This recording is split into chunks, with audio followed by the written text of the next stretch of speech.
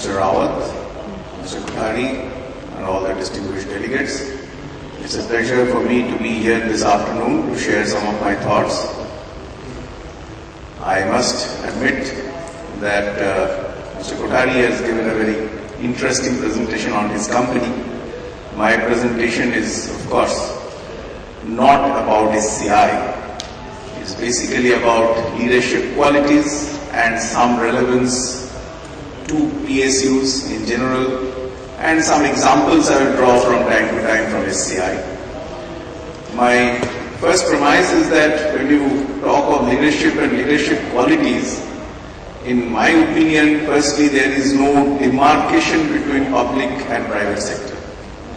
The qualities remain the same, the structure, the environment, they may be slightly different, but there again, while we keep talking about certain specific constraints of public sectors, and which of course Mr. Rawat and the Honorable Minister of Heavy Industries and DP, they are trying to remove such constraints and hurdles.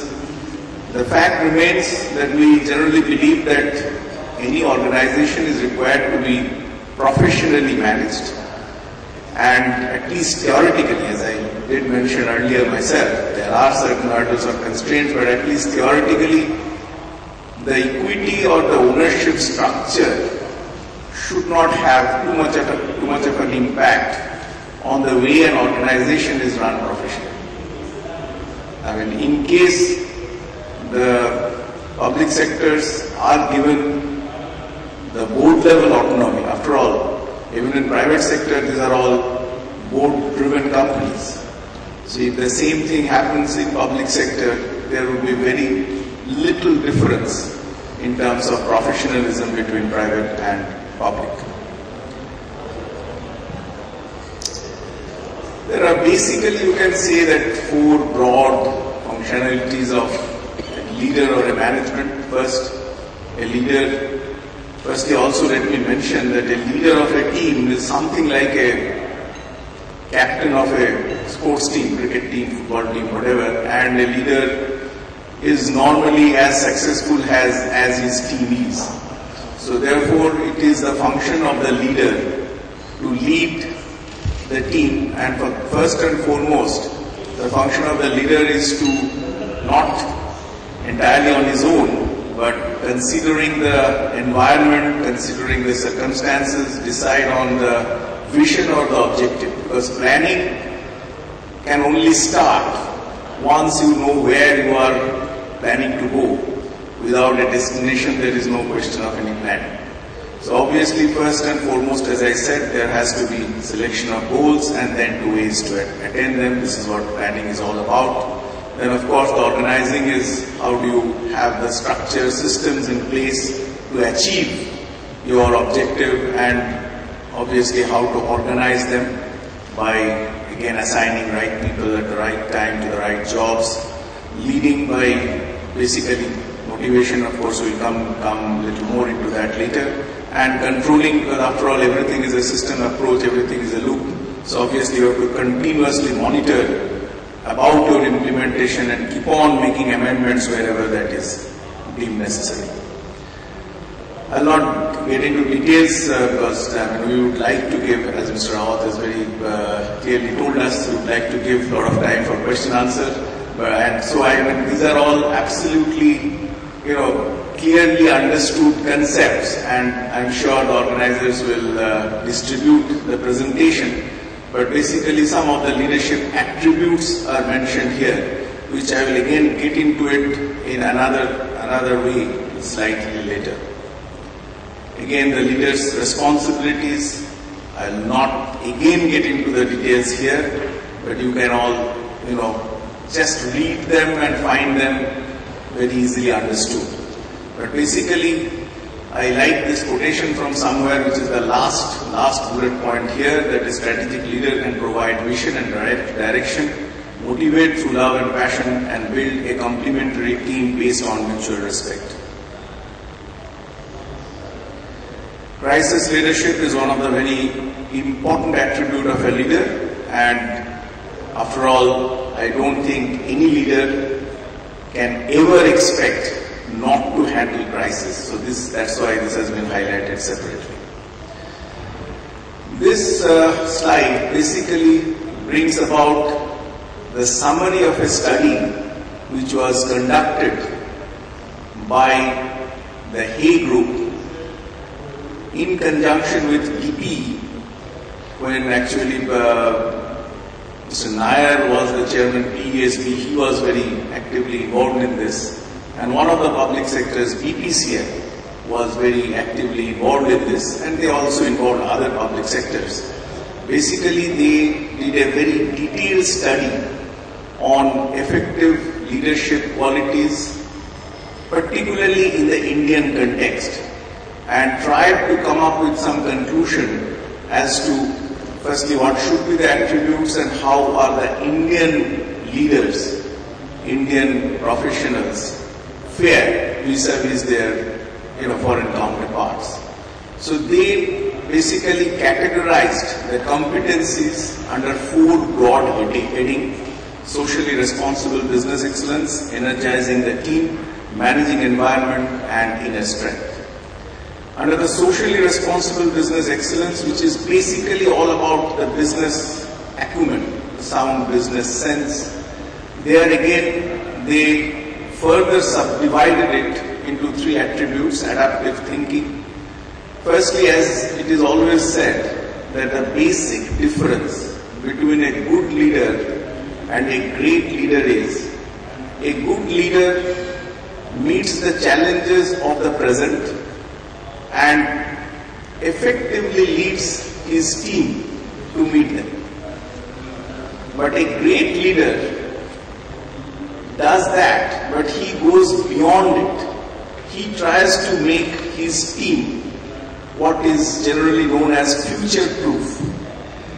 He is blessed with the vision whereby he can find or he can think what would be the circumstances in the future. And one of his basic idea is how to develop his team, not only for meeting the present challenges, but the challenges of the future. So this is what is the basic difference between a so-called good leader and a great leader. And in terms of adaptive thinking, firstly, as we keep on saying, this will come in later also, the requirement of changes, because very loosely this has become, of course, a cliche. We keep on saying that change is the only constant in life. So everything is changing. The environment, whether it is technological, whether it is social, whether it is environmental, and everything is, whether it is political, it is continuously changing. So you have to adapt to such change. And a leader should basically have in mind that his own team, his own organization is not the reservoir of the best practices. So he should scout for the best in school, and not only do that, but having identified that, it is absolutely essential to adapt it to the specific circumstances of a particular organization. Because nothing can be straight away imported from another organization. It requires a lot of adaptation. Just to give you an example, after taking over this CI, I felt that in many ways there were a lot of deficiencies in our processes, in our systems. So I thought, since Shipping Corporation of India is having partnership, we are partner of the world's largest ship owner in terms of tonnage, Mitsui U.S.K. Line, who are generally known to be a very, very efficient ship owning and operating company. I felt, why not leverage this partnership, and having discussed with the chairman and president of the company, Mitsui U.S.K. Line, I could manage to send different teams from different profit centers and service centers to Tokyo, basically to have a glimpse of the systems and procedures of MOL, because we thought that after all, for a shipping company, the best is to look at another shipping company which is very large, which is valued as a very, very efficient shipping organization, and which is of course much more global than SCI. And I'm sure that that experience which my colleagues gained by having gone through their processes and systems definitely helped later on to bring about some improvements. So basically we have to, as I said, we have to be adaptive, we have to keep on trying to identify the best in schools and then try to adapt their systems and processes into our own organization. Entrepreneurial drive, of course, this is one of the most important thing in a leader. Whatever successes that Indian economy, India as a country has achieved, large of it is attributed to the entrepreneurial drive of the Indian entrepreneurs. This is, if I may mention, of course, theoretically, it is supposed to be a fire that is stoked by a deep sense of ambition, not only ambition for oneself, but ambition for the organization, for the team as a whole. And this is a, you can say, a relentless quest for excellence, efficiency, and global standards. This is a pursuit which actually makes the leader dream to make the concept or the term world class to be an integral part of the DNA of the team. So entrepreneurial drive at the same time should be a cocktail of innovation and sound business sense. By trying to be entrepreneurial and innovative, you should not cross the normal sound business senses. Sometimes you can go overboard, so that should be also balanced. And after all, everything has to be finally executed, implemented. So a leader needs to set by his own example excellence in execution. That's the best way to sort of motivate the entire team. We have been always talking about team, everything. Nothing is ever achieved by any leader on his own. It is entirely achieved through the team. And again, coming a little bit out of this presentation, I would just mention one quotation of none other than our own Abdul Kalam. I happened to be present in a career workshop which was organized a few years back. I think that was almost immediately after I became chairman in 2005. I was approached by the main person behind this career workshop in Shivaji Park in Mumbai. The main person was Suresh Prabhu. Somehow we knew each other for a long time. So he approached me and he said that seafaring has so much of potential for India and for the Indian youth. Why don't you come and present? Anyway, that's besides the point. This particular workshop was being addressed by Professor Abdul Kalam when he was the president. And he came on the last day. There was a huge gathering in Shivaji Park, and since I was one of the speakers, I also was invited.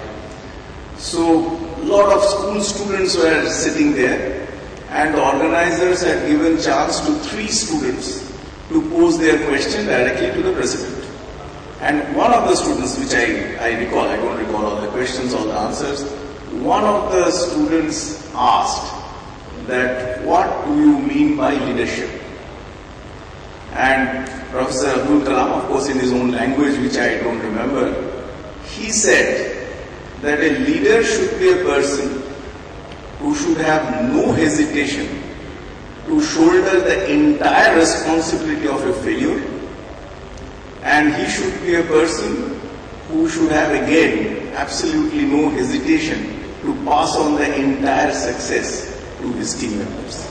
And he quoted from his personal example about launching of a rocket in his organization, and he mentioned about his leader. He said 1 year it completely failed, and his leader had told the Prime Minister and the country that the entire fault lies with him. If there is going to be any kind of action against the entire thing, it should be only against him. And next year, when it was a completely successful experiment, then he passed on the entire success to his team without keeping anything for him. I know it is It is not easy. It is quite difficult for ordinary leaders to emulate that, but I think, in my opinion, that is the true leadership. I would only say that whatever little bit successes in various fields that one achieves, when I was in Calcutta for a long period of time, leading the so-called marketing team of SCI. And during the period, I could maintain SCI as the #1 company in terms of market share in whichever segments that we operated.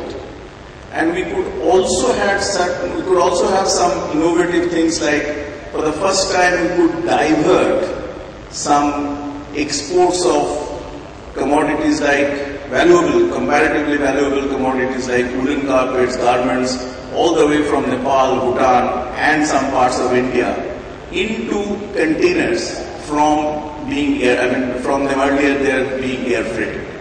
Now this was possible because not only the team in SCI which I led, but the entire agency network and everyone involved, the freight forwarders, the exporters, everyone could be motivated and could be made to understand the basic benefits of this diversion or the basic benefit of shipments through SCI. So all that I am trying to say is that team leadership is the most important thing for a leader, building his team, energizing his team. And of course, as I also mentioned earlier, there is a continuous process of change. So you have to really go through the entire process. This is one area where Indian leaders are supposed to be better than many. They always think through the entire process. They think through the required changes in systems and structures. And let's say in SCI, first, when the company started in 1961, it was a very small liner shipping company. The vision of my predecessors, the senior management team of SCI, was to make SCI the largest Indian shipping company and also as large global shipping company. So having set that as an objective or goal, one of the first thing which was decided that cannot be done by only concentrating on liner trade. India is supposed to be expanding very fast in terms of bulk shipments. So SCI must diversify in tanker, SCI must diversify in bulk carriers and many other fields of shipping. Having decided that, then the concept came. Of course, we took the help of Indian Institute of Management, Ahmedabad, this I am talking of 70s, in building up a structure of the SBUs, of profit centers, service centers, etc. So basically, this is what is all meant by driving change. You have to continuously think how you have to tackle the environment and how you have to keep on, not only, planning for the change, but sensitize the entire organization about the requirement of changes and how they must also in turn adapt themselves to such changes. And finally, for building a team, you require to empower your people, while there should definitely be accountable with each and every level in the hierarchy of an organization, each and every individual. But at the same time, if you want to make people accountable, you also have to empower them, because mere accountability will not lead to any result. Another very important attribute of a leader is to manage the environment. It is very important, and by environment, we have so many different environments, political, technological, social, economic, different set of environments. And one of the most important way of doing that is through continuous networking. SCI in the recent past, over the last with one exception, that was a political decision of forming a joint venture with an Iranian company. But otherwise, we have now about 6-7 joint ventures which are all set up within the last about 7 years or so. And this was possible only through continuous networking of the senior management team. Let me give an example. When for the first time, somehow I got to know about India's ambition to import LNG into the country. And I also, through networking, got to know that the first venture is supposed to be the venture of Mitsui U.S. Line and Enron.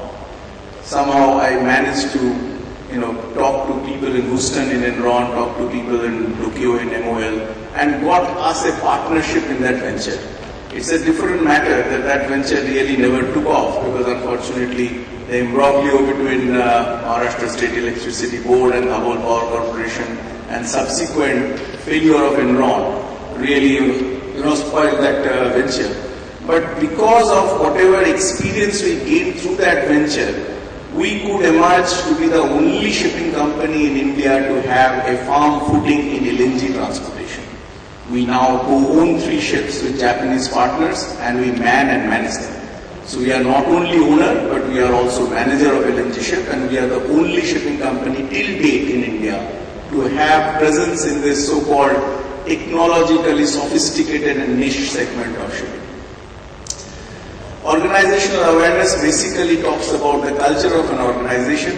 Of course, the leader himself influences the culture, but a leader cannot change the basic culture of an organization easily. It is almost impossible. So the leader has to be aware of the organizational culture and definitely again adapt the entire working to that culture. And basically, one has to very, very clearly try to synchronize the organizational goals and individual goals, and also try to see that there are no basic conflicts between individual and organizational culture. So it is one of the most important functions, attributes of a successful leader. And finally, stakeholder today includes everyone. And influencing the stakeholder in case of public sector, if I may say so, it is absolutely vital for the PSU senior leaders, the chiefs and directors, to continuously work with the policymakers, with the administrative ministry and even other affiliated ministries to be able to, somehow steer their way through for the success of the organization. Finally, the inner strength. You see, many things leader has to do, which of course we may talk of, triple P's. Nothing is only meant for profit. The sustainable growth, not only the growth but sustainable growth. All that is fine, but normally in a business environment, many times you are required to do things which may not immediately, at least in the short run, benefit the organization in terms of its top line or bottom line. But you are definitely making a contribution to the society at large. If I may just again from SCI's perspective quote about our liner business. There have been sometime debates in our board meetings that more often than not, while SCI over the 50 years, barring last year which was a horrible year for shipping globally, but has been making continuously sound profits. Our turnover had been anywhere between 4,000 to 5,000 crores. This year also it's going to be about the same. On that, there have been years where we have earned more than 1,000 crores of profit, which compares very favorably with not only private sector Indian companies, but shipping companies anywhere in the world. But the liner division, more often than not, have either produced very thin margin, very thin profit, or sometimes have also incurred losses. So there have been debates whether the shipping corporation should at all continue its liner division, because our tanker and bulk carrier division fortunately have been making healthy profits over the years. But we have seen through our own experience that any trade where SCI has been providing container service, if SCI quits such a service, it has happened with USA, it has happened with Australia, because of substantial losses, SCI has come out.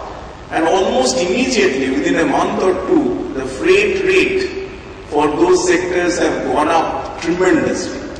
The presence of SCI has a tremendous balancing and moderating effect on the freight for the EXIM trade.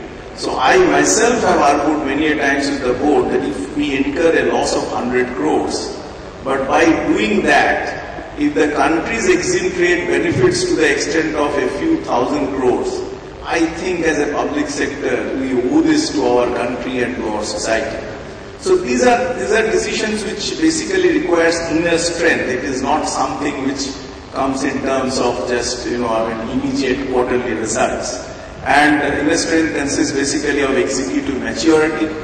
You will find leaders who are perceived to have executive maturity, and because of that they are respected. I was always a commercial shipping man, but the government entrusted me with the job of Director HR.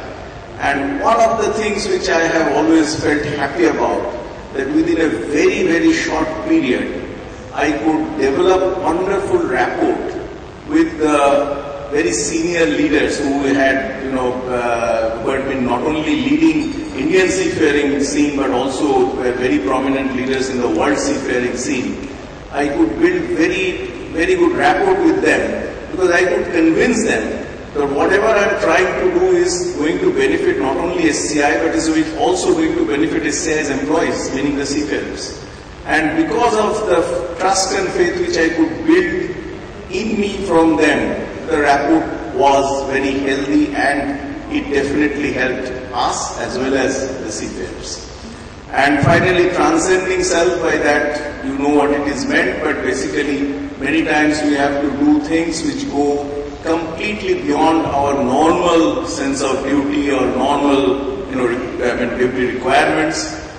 As an organization, if I may say this, that SCI has been the only company which maintained the lifeline of crude and products into the country during the long-lasting Gulf War and Iran-Iraq War. Virtually every foreign shipping company and even many of our private sector counterparts, they refused to call the war risk zone during that. Before the war broke out, Indian Lines, of course SCI is by far the largest tanker owner in India, Indian Lines used to carry something like 65-66% of the crude into the country.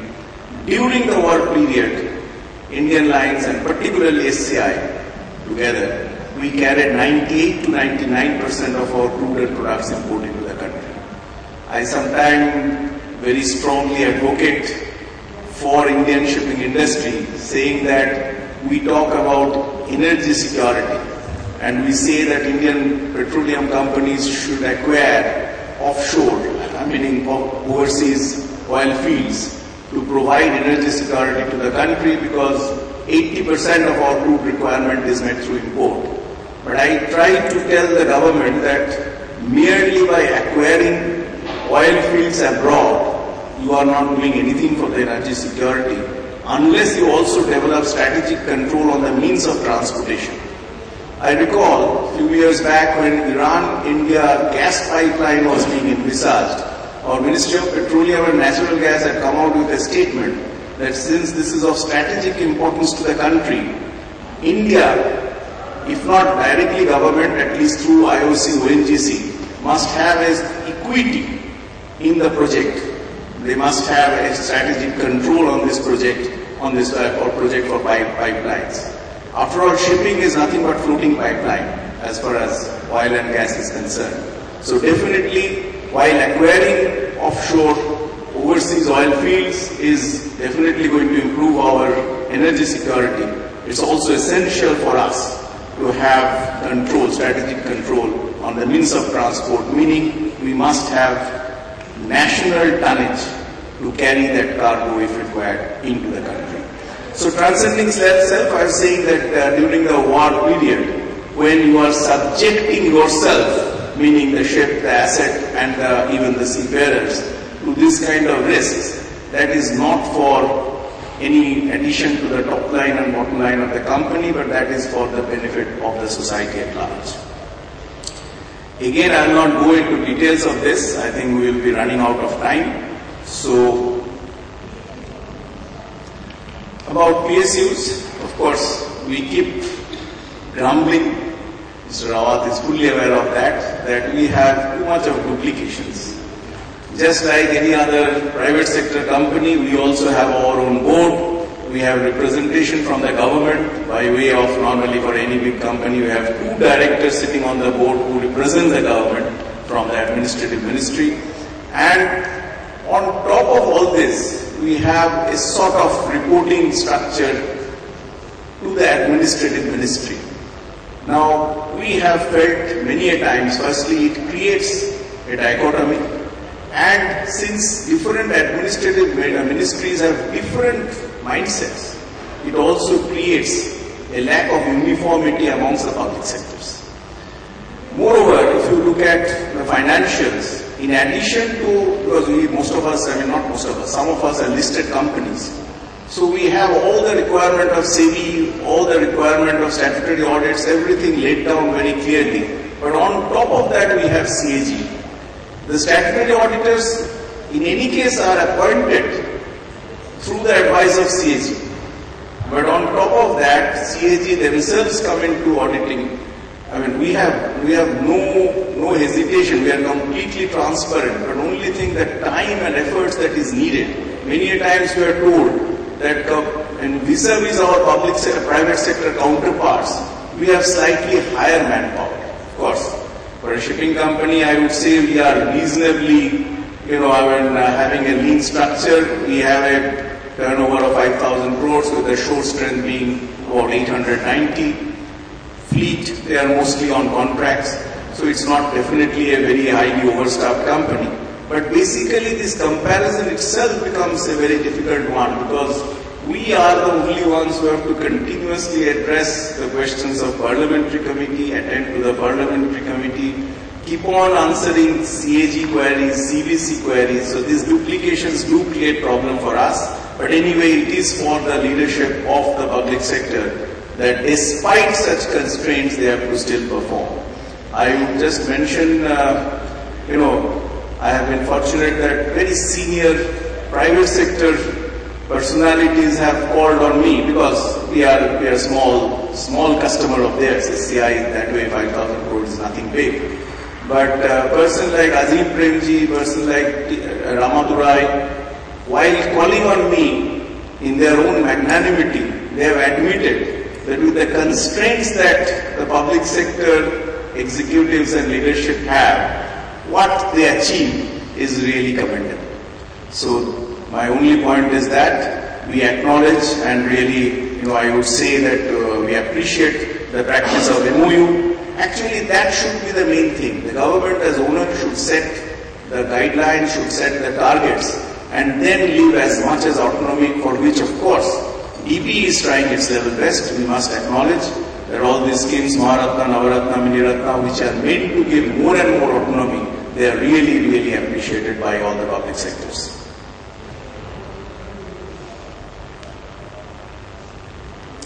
I think these are all absolutely general things which are almost equally applicable to public sector and private sector, so I will not get into that.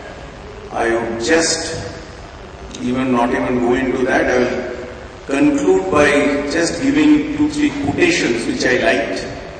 When the best leader's work is done, the people say we did it ourselves. So this is what the leadership is all about.